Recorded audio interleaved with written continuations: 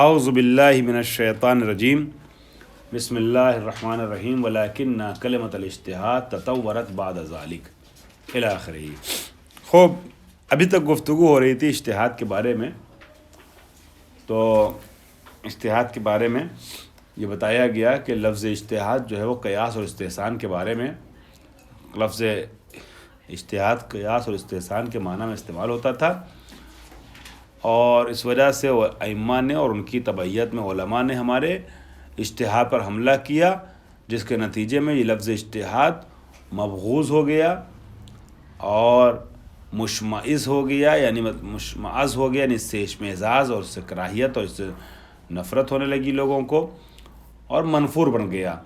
لیکن کلمہ اجتہاد نے بعد میں تطورت، چینج حاصل کیا، تبدیلی اس میں واقع ہوئی اس کے بعد۔ کہاں؟ فی مصطلح فقہائنا، ہمارے فقہا کی اصطلاح میں۔ ولا یوجد لدینا، آپ سب سے پہلے کس نے کلمہ اجتہاد کو مثبت معنی میں استعمال کیا؟ ابھی تک جو آپ نے پڑھا ہے 7ویں صدی ہجری کے 7ویں صدی ہجری کے آغاز تک یہ منفی معنی میں تھا۔ مثبت ہجری معنی میں بقول آپ کے سب سے پہلے محقق ہلی نے استعمال کیا۔ ولا یوجد لدینا الان نص شیعی یعکس ھذا التطور اقدم، یہ منعکس کرے، یعنی پیش کرے، ٹھیک ہے۔ ہمارے پاس کوئی نص شیعی روایت نہیں ہے کہ جو منعکس کرنے بیان کرے، بتائے کہ یہ تطور اقدم و تاریخی اعتبار سے، تاریخی جہت سے سب سے قدیمی کب ہے، کس کتاب میں ہے، سوائے کتاب معارج کے۔ اقدم و تاریخیاً من کتاب المعارج، یہ تاریخیاً تمیز ہے، اور اقدمو جو ہے وہ من کے ساتھ پڑھا جائے گا۔ اقدمو من کتاب معارج، محقق ہلی کی کتاب المعارج جو ہے تاریخی اعتبار سے اس سے پہلے، اقدم یعنی اس سے پہلے، اس سے قدیم کوئی بھی ہمیں تطور نظر نہیں آتا ہے، کوئی چینجز نظر نہیں آتی۔ یعنی سب سے پہلے جس نے اس معنی اجتہاد کو دوسرے معنی میں، لفظ اجتہاد کو مثبت معنی میں استعمال کیا ہے، وہ کون ہے؟ محقق ہلی ہے۔ کس کتاب میں؟ المعارج۔ المعارج سے پہلے جو ہے کوئی کتاب ایسی نہیں ہے۔ خوب، تو معارج میں علامہ ہلی محقق ہلی جن کی وفات کب ہوئی ہے آپ کو میں لکھوا چکا ہوں، سن 676 ہجری۔ خوب، اذ کتب المحقق تحت عنوان حقیقت الاجتہاد، یعنی اواسط قرن ششم میں تقریباً، اواسط قرن ہفتم میں تقریباً انہوں نے جو ہے وہ اس نظریے کو پیش کیا ہے کہ اجتہاد جو ہے اس کا مطلب عملیت استنباط ہے، مسائل کو شریعت سے، وہ مدارک شرعی سے نکالنا، قرآن و حدیث سے سمجھنا، اسے اجتہاد کہتے ہیں۔ اس کتب المحقق کو محقق ہلی نے تحریر کیا تحت عنوان حقیقت الاجتہاد، ایک ہیڈنگ ڈالی انہوں نے، عنوان یعنی ہیڈنگ کیا تھی ان کی؟ حقیقت الاجتہاد۔ حقیقت الاجتہاد عنوان اور ہیڈنگ کے تحت انہوں نے تحریر کیا۔ کیا تحریر کیا؟ یقول، وہ کہتے ہیں، وہ ہوا یعنی محقق علی اپنے لیے کہیں گے ہوا، ہاں اجتہاد، احسن، تو میں آپ ہی سے کہلوانا چاہ رہا تھا اور آپ نے صحیح کہہ دیا آپ لوگوں نے۔ محقق علی کہتے ہیں، یقولو کے فائل محقق علی ہیں، محقق علی کہتے ہیں کہ ہوا، وہ فی عرف الفقہا، عرف فقہا میں اجتہاد یعنی کیا؟ بذل الجہد، اپنی کوشش کو بروئے کار لانا، فی استخراج الاحکام الشرعیہ، احکام شرعیہ کو حاصل کرنے کے لیے، استخراج کرنے کے لیے، نکالنے کے لیے، احکام شرعیہ کو حاصل کرنے کے لیے اپنی کوشش کو بروئے کار لانے کا نام اجتہاد ہے عرف فقہا میں، یہ کہتے ہیں۔ وبہذا الاعتبار، اب اس جہت سے، اس رخ سے کیا ہو گیا؟ یکون استخراج الاحکام من ادلۃ الشریعۃ اجتہاداً، شرعی دلیلوں سے احکام کا نکالنا کیا کہلائے گا؟ ہاں، لأنہا تبتنی علی اعتبارات نظریۃ لیست مستفادۃ من ظواہر النصوص فی الاکثار، کیونکہ ہوتا کیا ہے یہاں پر، یہ استخراج احکام ادلہ شرعیہ سے یہ کہاں پر ہوتا ہے اس طریقے سے کہ جہاں پر یہ کہہ رہے ہیں کہ یہ مبتنی ہوتا ہے، مبتنی نہیں منحصر ہوتا ہے، اس کی بنا ہوتی ہے، ٹھیک، کاہے کے اوپر بنا ہوتی ہے، یہ مبتنی ہوتا ہے اس بات کے اوپر کہ کچھ نظری اعتبارات نظری ہیں، نظری فرض ہیں، فرضیے اعتبارات ہیں، مبتنی بنا سے بنا ہے، اس پر بنا رکھی جاتی ہے، یعنی اس پر انحصار اس کا ہوتا ہے، ٹھیک ہے، اس کی اس بنیاد پر لأنہا تبتنی، یہ جو کیا نام ہے مسائل شرعیہ کو اجتہاد کرتے ہوئے دلیلوں سے نکالتے ہیں اس کی، تو یہ استخراج احکام شرعی جو ہے وہ کس بنیاد پر ہے، کس بنیاد پر ہے، بنیاد اس کی کیا ہے، لأنہا تبتنی، اس کی بنا رکھی جاتی، اس کی بنیاد ہوتی ہے کس بات کے اوپر، علی اعتبارات نظریتن، کچھ اعتبارات کے اوپر جو نظری اعتبارات ہیں، مطلب کچھ قواعد عام نظری اعتبارات نظری کے اوپر اگر اپنے سمجھنے کے لیے چاہیے تو لکھ لیے گا قوانین، کچھ اصول، ٹھیک ہے، کچھ فرضیے، مثلا یہ اعتبار کیا گیا کہ خبر ثقہ کیا ہے، حجت ہے، تو یہ ایک اعتبار نظری ہوا، اسی کو جمع بنائیے تو اعتبارات نظریتن ہو گیا، سمجھ میں آ گئی بات، تو احکام شرعی کا نکالنا مبتنی ہے کس بات کے اوپر،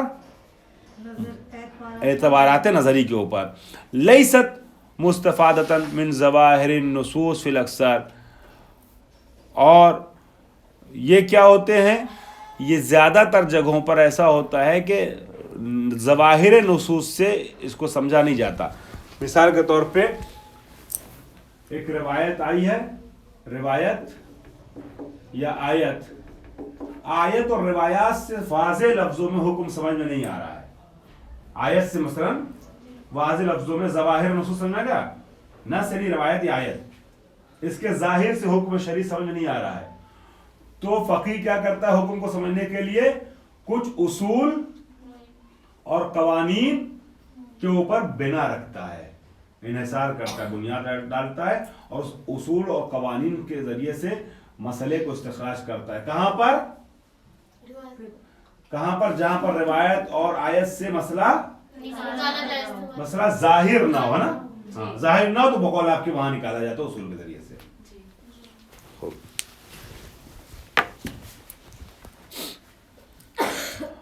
اس کے بعد ابھی ہو سکتا ہے آپ سوچیں کہ اس کا مطلب قرآن اور آیت سے جب مسئلہ ظاہر ہو تو کیا وہ علم اصول نہیں آئے گا، علم اصول دائرے میں نہیں آئے گا، وہ آئے گا بھی، دھیرے دھیرے بتائیں گے۔ فی الحال یہ سمجھ لیے کہ جہاں پر ظواہر نص سے مسئلہ نہیں سمجھ میں آتا ہے، وہاں کچھ قوانین سے استفادہ کرتے ہوئے مجتہد جب مسئلے کو نکالتا ہے تو اسے استخراج احکام من ادلۃ الشرع کہتے ہیں، اجتہاد کہتے ہیں، ٹھیک ہے، سواء کان ذلک الدلیل قیاسا او غیرہ، اب وہ دلیل کے جس کی بنیاد پر وہ مسئلہ نکال رہا ہے، اگر ظاہر آیت اور روایت سے مسئلہ سمجھ میں آ جاتا تو کیا کسی دلیل کی ضرورت تھی اور نہیں، اب ظاہر آیت اور روایت سے ظاہر نص سے مسئلہ نہیں نکل پایا تو اب وہ کسی دلیل سے مسئلہ بیان کرے گا، اب وہ دلیل قیاس بھی ہو سکتی ہے، اس کی رائے شخصی بھی ہو سکتی ہے، کچھ اور بھی ہو سکتا ہے، سواء کان ذلک الدلیل قیاسا، اب وہ دلیل جس دلیل سے مسئلہ فتویٰ دے رہا ہے فقی، وہ چاہے قیاس ہو چاہے غیر قیاس ہو۔ ابھی دیکھیے، ابھی انہوں نے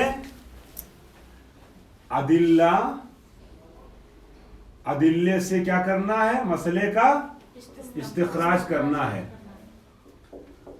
ٹھیک ہے، کب، جب ظاہر نص نہ ہو، ظاہر نص نہ ہو تو کچھ دلیلیں قائم کرنے، ان دلیلوں سے مسئلے کا استخراج کرنا ہے۔ اب وہ دلیلیں دو طریقے کی ہو سکتی ہیں، وہ دلیلیں قیاس اور استحسان اور رائے شخصی کی طریقے سے بھی ہو سکتی ہے، اور وہ دلیل کچھ اور بھی ہو سکتی ہے، ٹھیک ہے، اصول ہے نا۔ تو ابھی فی الحال اجتہاد دونوں کو شامل کیے ہوئے ہے نا، قیاس اور رائے شخصی کو بھی، اور جو ہم جس کو اجتہاد کہہ رہے ہیں اس معنی میں کو بھی شامل کی ہے ان کی اس تعریف کے اعتبار سے. خوب نہیں قیاس رائے شخصی، منطقی قیاس تو صحیح چیز ہے، وہ تو اصول منطقی پہ منحصر اس کی بنیاد ہوتی ہے. اگر اس کو مطلب یہ لے لیں تو پھر وہی والی بات ہو جائے گی جو پیچھے ہو رہی تھی ذکر، جس کی مخالفت کی. ہاں تو اسی تو کلیئر کر رہے ہیں، ابھی دھیرے دھیرے کر کے آگے چل رہے ہیں نا، ابھی اپنے والے پر آ رہے ہیں. یہ انہوں نے کہا کہ سب سے پہلے دیکھیے، پہلے آپ کا وہ جواب دینا قیاس، یہ قیاس منطقی قیاس نہیں ہے. جو قیاس استقراء تمثیل آپ نے پڑھا ہے، 3 دلیلیں جو آپ نے پڑھی ہے، ٹھیک ہے، حجت، دلیل، اس قیاس استقراء، وہ نہیں ہے قیاس. بلکہ قیاس وہ والا ہے جس کے لیے چھٹے امام نے کہا تھا ابو حنیفہ کے جواب میں، اول من قاس فهو ابلیس، جب جس نے سب سے پہلے قیاس کیا وہ ابلیس ہے. ابلیس نے کیا کہا تھا؟ میں اللہ نے جب کہا کہ انی جاعل فی الارض خلیفہ، ہے نا، میں خلیفہ بنانے والا ہوں، یہ جب اللہ نے کہا اذا نفخت فی من روحی فاذا سویتہ ونفخت فی من روحی فقعوا له ساجدین، جب میں روح پھونک دوں، برابر کر دوں تو تم سب کے سجدے گر جانا. فسجد الملائکۃ کلھم الا ابلیس ابا واستکبر وکان من الکافرین، سوائے شیطان کے سب نے. تو اللہ نے کیا کہا؟ یا ابلیس ما منعک ان تسجد لما خلقت بیدی، اے شیطان تجھے کس چیز نے روک دیا اس کو سجدہ کرنے جس کو میں نے اپنے دونوں ہاتھوں سے بنایا تھا، میں نے بنایا تھا. تو اس نے کہا کہ انا خیر منہ، میں اس سے بہتر ہوں آدم سے. کیوں؟ خلقتنی من نار وخلقتہ من طین، چونکہ تو نے مجھے آگ سے بنایا ہے اور اس کو مٹی سے بنایا ہے، آگ مٹی سے افضل ہوتی ہے. اللہ نے کہا فخرج منہا انک رجیم، نکل جا جنت سے، تو مردود بارگاہ ہے. تو قیاس کیا اس نے ظاہر دیکھا اس کا، آگ کا، اور کہا کہ آگ جو وہ افضل ہے مٹی سے، اور افضل جو مفضول کا سجدہ نہیں کرے گا. ٹھیک ہے، یہاں پہ مجلس میں ایک نقطہ ہم لوگ پڑھتے ہیں، شیطان تھا مگر اتنا جانتا تھا کہ افضل مفضول کی بیعت نہیں کرتا، اور یہ لوگ مانتے ہیں کہ افضل علی تھے پھر بھی کہتے ہیں بیعت ابو بکر کر لی. ٹھیک ہے، تو خیر، تو یہاں پر قیاس کیا. تو چھٹے امام نے فرمایا ابو حنیفہ سے جب وہ قیاس کر رہے تھے، اول من قاس فهو ابلیس، سب سے پہلے جس نے قیاس کیا وہ کون ہے؟ ابلیس ہے. اور ابو حنیفہ کے قیاس کے خلاف جو جناب بلول کا اقدام تھا اسے میں پہلے دن سے بیان کرنا چاہ رہا ہوں مگر نہیں بیان کر پا رہا ہوں، آج بھی وقت کم ہے اس لیے اس کو چھوڑوں پھر بیان کروں گا. تو یہ وہ والا قیاس ہے. جی جی یہ فرما رہے ہیں کہ محقق ہلی نے کہا کہ ہوا اجتہاد کیا ہے؟ مسئلوں کو، احکام کو اس کی شرعی دلیلوں سے نکالنا. ادلہ شرعی مطلب یہ ادلہ دلیل کی جمع ہے نا، اس کی شرعی دلیلوں کے ذریعے سے مسئلے کو کیا کرنا؟ حاصل کرنا، یہ اجتہاد. اب وہ جو دلیلیں اس کی ہیں ابھی معین نہیں کیا کہ ان دلیل میں قیاس آئے گا کہ نہیں آئے گا. وہ دلیل قیاس بھی ہو سکتی ہے اور غیر قیاس بھی ہو سکتا ہے. سمجھ میں آ گئی بات؟ اب ہمارے بخار کے بقول اگر یہ قیاس بھی شامل ہے تو ابھی تم آگے نہیں بڑھ پائے، بابا پیچھے پلٹ گئے، اس کا جواب آگے آ رہا ہے. ہاں اس کو مکمل کروں پہلے اس پیراگراف کو، ورنہ بھی رہ جائے گی بات. ٹھیک ہے، تو میں کیا عرض کر رہا تھا، اپنا سوال یاد رکھیے گا، میں جواب دوں گا آپ کا. خوب، تو فرماتے ہیں کہ فیکون القیاس علی حضرت تقدیر احد اقسام الاجتہاد. بس اس فرض کی بنیاد پر جو بھی بیان کیا گیا ہے، اس فرض کی بنیاد پر وہ الجھن جو آپ کے ذہن میں آئی، کس نے بھی سوال کیا تھا کہ قیاس تو آ گیا، پھر وہی پہلی والی بات ہو گئی. کس نے؟ ہاں خاص ہے. آپ نے جو سوال کیا، جو آپ کی الجھن ہے، اس الجھن کو شہید صدر نے محسوس کر لیا، اور شہید صدر کہہ رہے ہیں بس اس بنیاد پر قیاس جو ہے اجتہاد کی قسموں میں سے ایک قسم ہے. اب اجتہاد کی قسم سے قیاس باہر نہیں ہوا. فَإِنْ قِيلَ، پس اگر یہ کہا جائے کہ یلزم علی ھذا، اس بنیاد پر جو اوپر تعریف کی گئی ہے، لازم یہ آئے گا کہ یکون الامامیۃ من اہل الاجتہاد، کہ امامیہ اہل اجتہاد میں سے ہیں. ٹھیک ہے، سنی بھی ہو گئے اہل اجتہاد اور شیعہ بھی ہو گئے اہل اجتہاد. ٹھیک ہے، کیونکہ اب اجتہاد کی جب تعریف یہ والی ہو گئی تو اس میں نمبر 1 کیا داخل ہو گیا؟ قیاس اور نمبر 1 اور نمبر 2 عملیت الاستنباط، یا دوسرے لفظوں میں عناصر مشترکہ سے جو شہید صدر نے بتایا ہے، عناصر مشترکہ سے مسئلے کا استنباط. یہ شیعہ ہے نہیں اس معنی میں فقیہ. تو ابھی جو اجتہاد کی تعریف وہ کر رہے ہیں تو اس کی بنیاد پر جو ہے شیعہ بھی کیا ہو گئے؟ اہل اجتہاد ہو گئے. چونکہ آپ کی بتائی محقق حلی کی بتائی تعریف کے لحاظ سے چاہے قیاس ہو چاہے غیر قیاس ہو سب اجتہاد میں آ جائے گا. چونکہ قیاس بھی اہل سنت کیا کہتے ہیں؟ مسئلے کو حاصل کرنے والی دلیلوں میں سے ایک دلیل ہے. تو قیاس چاہے غیر قیاس، تو پتا چلا قیاس کرنے والا بھی مجتہد اور غیر قیاس. شیعہ بھی امامیہ جو اجتہاد مجتہدین میں سے ہو گئے. ہوئے نہیں ہوئے؟ یہ جو تعریف محقق حلی نے کی ہے اس تعریف کی بنیاد پر شیعہ اہل اجتہاد میں سے ہو گئے.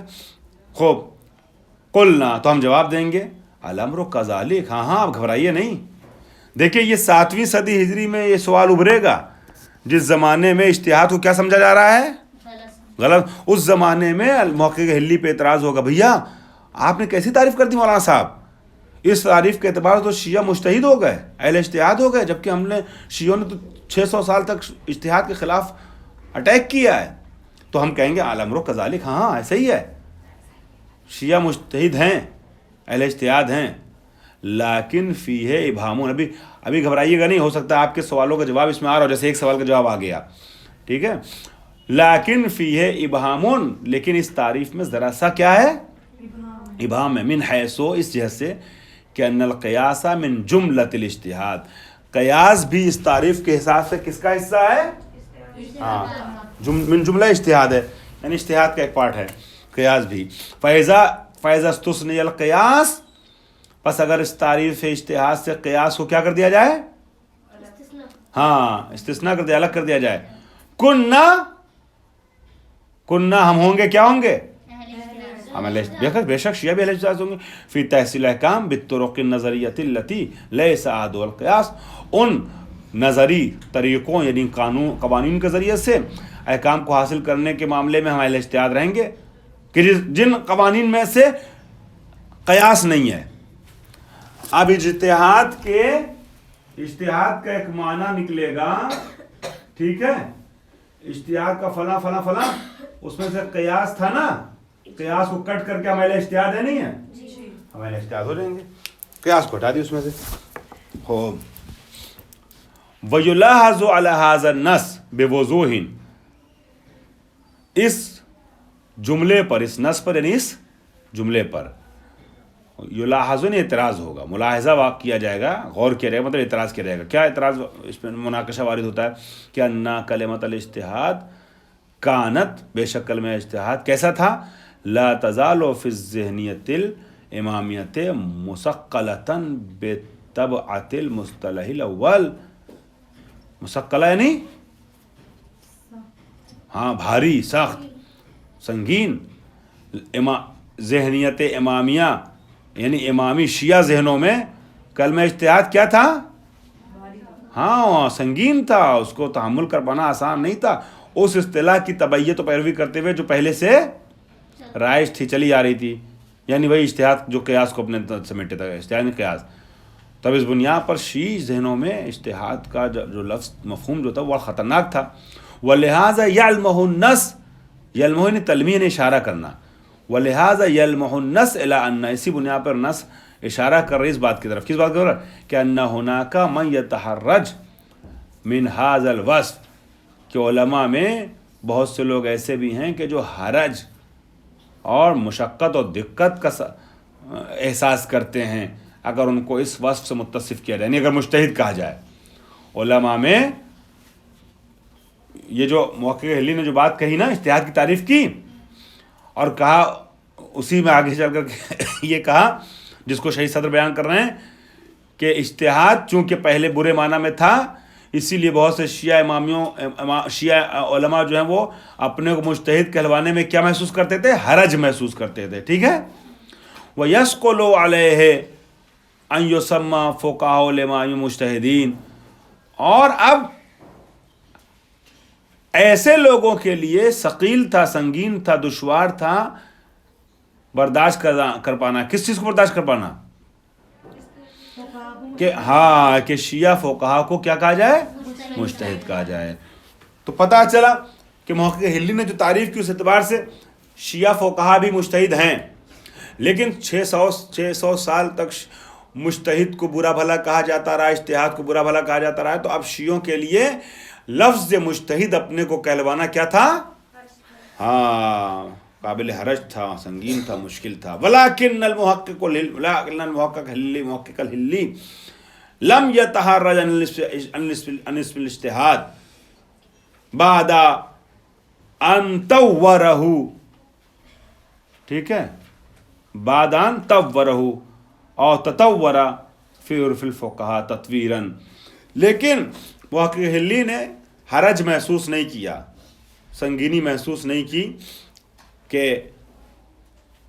اس میں اجتہاد ان تک منسوب کیا جائے اور ان کو مجتہد کہا جائے. بعد ان طورہ، طورہ کا فاعل محقق ہیں اور ہو جو مفعول ہے وہ پلٹ رہا اجتہاد کی طرف. اس کے بعد کہ جب محقق ہلی نے اس کے معنی کو کیا کر دیا؟ ہاں بدل دیا. یا یہ کہ محقق ہلی بدل دیا، یا یہ کہ تطورہ بدل گیا. تطورہ کا فاعل اجتہاد ہے. عرف فقہا میں یہ لفظ اجتہاد جو ہے اس نے اپنے معنی کو بدل دیا. دونوں صحیح ہے، چاہے یہ کہیے کہ جب محقق ہلی نے لفظ اجتہاد کے معنی کو بدل دیا، یا یہ کہیے کہ لفظ اجتہاد کا معنی اصطلاح فقہا میں دھیرے دھیرے جب بدل گیا تو اس کے بعد محقق ہلی اپنے مجتہد کہلوانے میں کوئی حرج محسوس نہیں کر رہے تھے. کیسا تطور آیا، کیسی تبدیلی آئی؟ تطویراً، ایسی تطویر کے، یہ تطویراً مفعول مطلق ہے، ایسی تطویر، ایسی تبدیلی، ایسی چینج کہ یتفقوا مع مناہج الاستنباط فی الفقہ الامامی، کہ جو اتفاق افتاد یعنی رونما ہوا، ٹھیک ہے، فقہ امامی کے استنباط کے طریقوں میں. منہج کی جمع ہے نا، منہج کسے کہتے ہیں؟ طریقے کو، روش کو. استنباط کرنے کے جو طریقے تھے ان طریقوں میں جو تبدیلیاں واقع ہوئیں، فقہ امامی میں اجتہاد کرنے جو طریقے تھے اس میں جو تبدیلیاں واقع ہوئیں.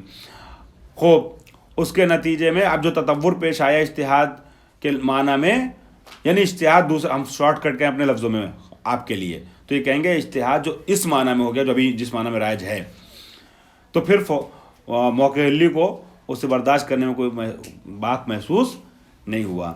والدلیل، اس کے بعد کہاں ہے؟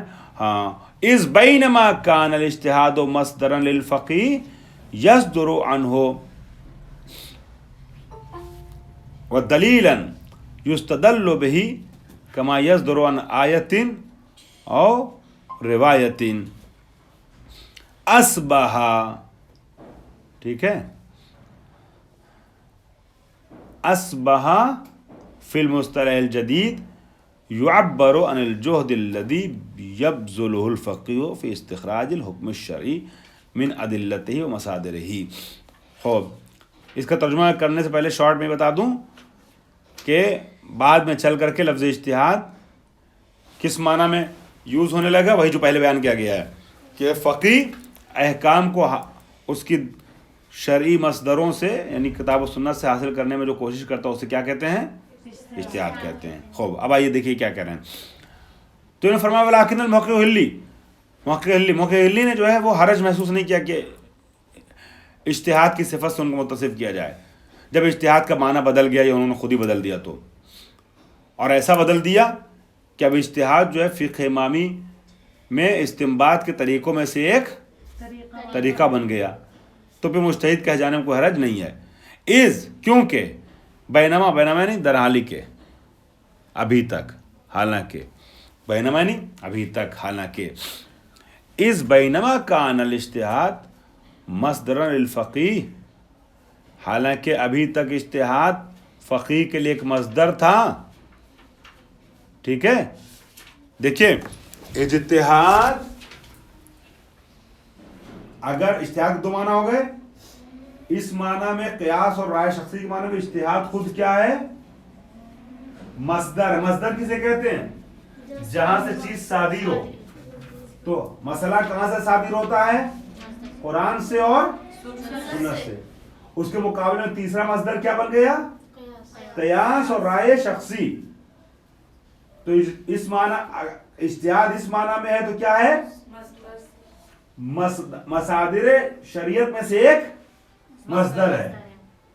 لیکن اگر اجتہاد اس معنی میں ہو تو مصادر شریعت میں سے ہے کہ نہیں ہے؟ نہیں ہے. خود یہ مصدر نہیں ہے اجتہاد، بلکہ یہ مصادر میں سے کتاب اور سنت سے مسئلہ نکالنے کا ذریعہ ہے. دونوں فرق سمجھ میں آیا؟ اگر اجتہاد اس معنی میں پہلے والے معنی میں تو اجتہاد کا مطلب کیا ہوگا کہ اجتہاد مصادر شریعت میں سے ایک مصدر ہے. جیسے کتاب سے نکلتا ہے فتویٰ، جیسے حدیث سے نکلتا ہے فتویٰ، ویسے ہی انسان کی اپنی فکر سے نکلے گا فتویٰ. لیکن اگر اجتہاد اس معنی میں ہو تو مصادر تشریح کتنے ہوئے؟ دو ہوئے. انہی میں سے یہ نکال رہا ہے، یہ خود مصدر نہیں بن رہا ہے. خوب. حالانکہ ابھی تک اجتہاد فقیہ کے لیے ایک مصدر تھا یصدر عنہ، ٹھیک ہے، جس سے مسئلہ نکالا جاتا تھا. یصدر عنہ جس سے مسئلہ نکالا جاتا تھا، یا یصدر عنہ اس سے مسئلہ نکلتا تھا. ودلیلا، اور فقیہ کے لیے خود اجتہاد کیا تھا؟ ایک دلیل تھا. ایسی دلیل کہ یستدل بہ، جس سے استدلال کیا جاتا تھا. کما یصدر عن آیتن اور روایت، جیسے قرآن اور سنت سے مسئلہ نکلتا تھا، ویسے ہی اجتہاد بھی قرآن و سنت کے مقابلے میں تیسرا مصدر تھا. لیکن اصباح کے بعد لکھیے، اصباح سے پہلے جو خالی جگہ ہے وہاں لکھیے بریکٹ میں ولیکن اصبح فی المصطلح الجدید. لیکن نئی اصطلاح کے اعتبار سے کلمہ اجتہاد کیا ہو گیا؟ یعبرو. کلمہ اجتہاد کا مطلب ہوتا ہے یعبرو. اس کی تعبیر کہے کی تعبیر کرتا ہے کلمہ اجتہاد، کس معنی پیش کرتا ہے؟ یعبرو عن الجہد الذی یبذلہ الفقیہ فی استخراج الحکم الشرعی من ادلتہ و مصادرہ. اجتہاد یعنی فقیہ کوشش کرے مسئلے کو اس کے مصادر سے نکالنے کے لیے. فلم یعد مصدرا من مصادر استنباط. تو جب مصادر سے نکالے گا فتویٰ تو یہ خود مصدر نہیں ہوگا. ہاں، لم یعد یعنی شمار نہیں ہوگا بقول آپ کے، ٹھیک ہے. بل ہوا عملیت و استنباط الحکم من مصادرہ التی یمارس الفقیہ. بلکہ یہ عملیات استنباط حکم یعنی مصدر میں سے، مصادر شریع میں سے استنباط کے نکالنے کے کام کو کہتے ہیں اجتہاد، جس کی تمرین کرتا ہے کون؟ فقیہ. تو پس پتہ چلا کہ اگر اجتہاد قیاس کے معنی میں ہوگا تو خود ایک مصدر بن جائے گا. انسان کی اپنی فکر جو ہے وہ مسئلے کا ایک مصدر بن جائے گی. بہت غلط ہے، چونکہ مسئلہ بیان کرنے کہا کہ انسان خاطی کو ہے کہ معصوم کو اور اللہ کو ہے. ہاں، تو پہلے والے نظریے کی بنیاد پر اگر اجتہاد قیاس کے معنی میں لے رہے ہیں تو مصدر بن جا رہا ہے یہ، یعنی حکم شرعی نکل سکتا ہے عقل سے.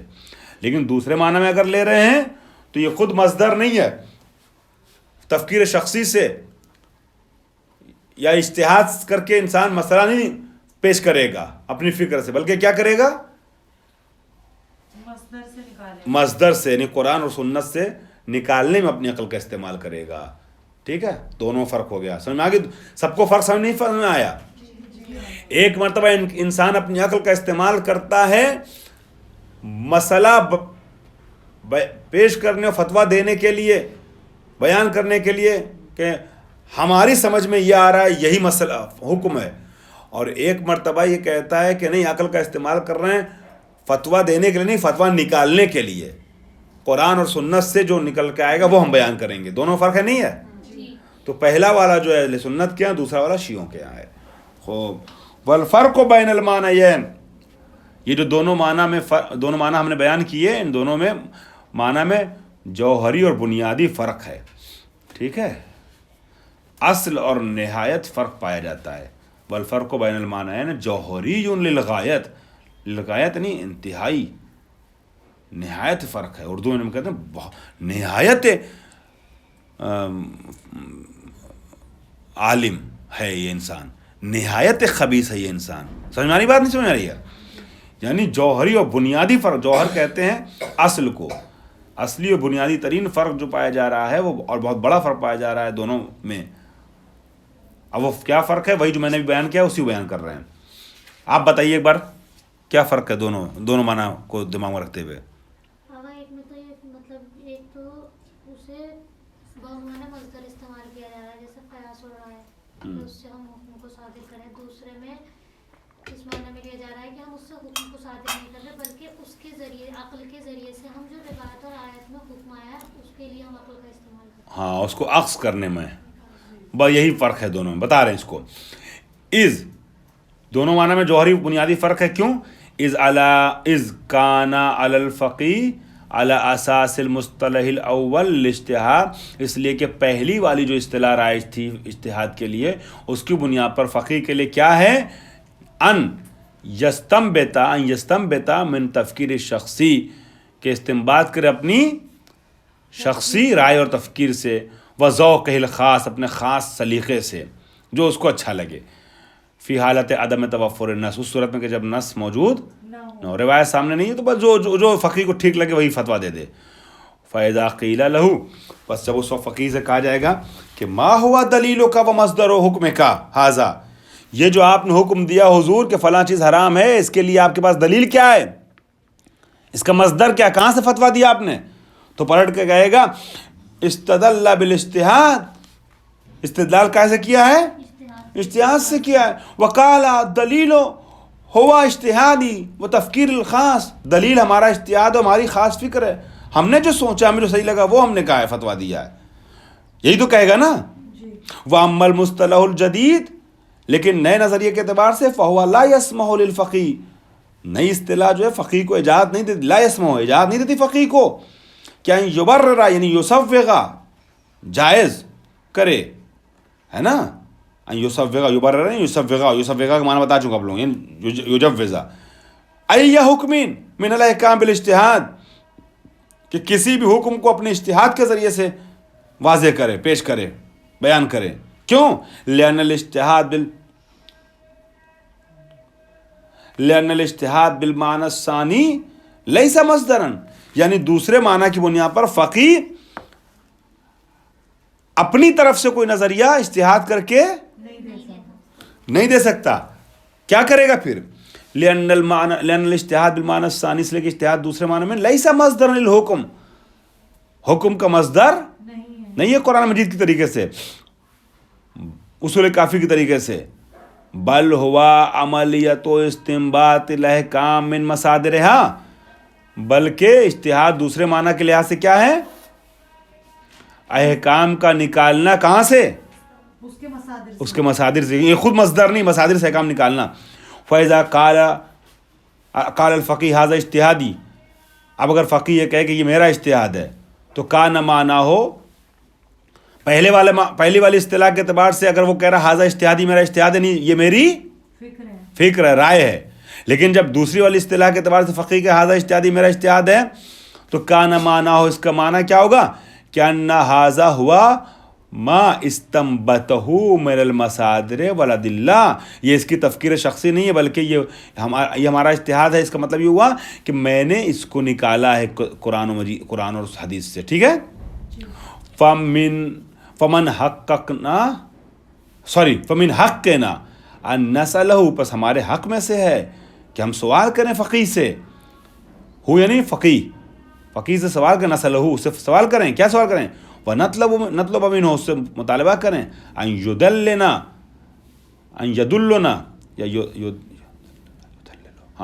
یدلنا، کہ ہماری رہنمائی کرے، اللہ تلک المصادر والادلہ التی استنبط الحکم منہا، جن احکام سے، جن مصادر سے اس نے حکم نکالا ہے اس کی طرف میری رہنمائی کرے، بتائے کہ کہاں سے نکالا ہے.